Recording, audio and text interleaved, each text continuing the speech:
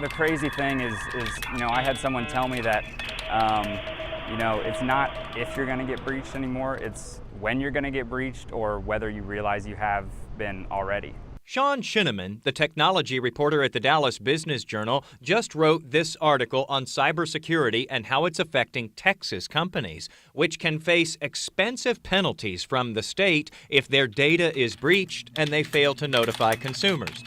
The catch is, they don't have to tell the state in the first place if they have been breached. I'm not necessarily saying that there's tons of data breaches where these companies aren't notifying their consumers. It's impossible really to say that. Right.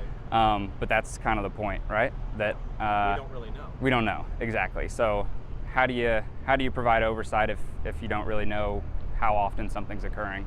His reporting found that the Texas Attorney General's office has yet to use that power to levy a fine against a company for failure to notify consumers that their cyber data was compromised. But does it do any good to let people know anyway?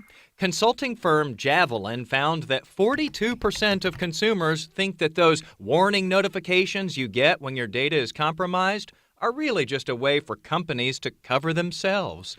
And surveys suggest that many people who get those warnings don't even bother signing up for the free identity monitoring.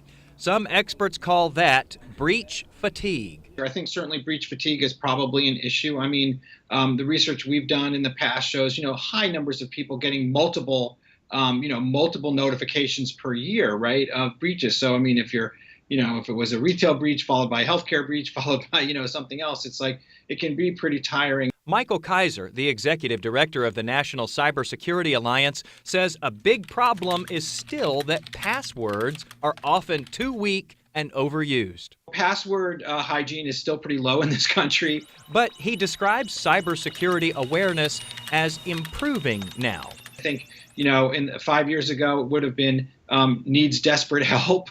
Still, he says businesses and consumers need to be a lot more careful with their data. Jason Wheeler, Channel 8 News.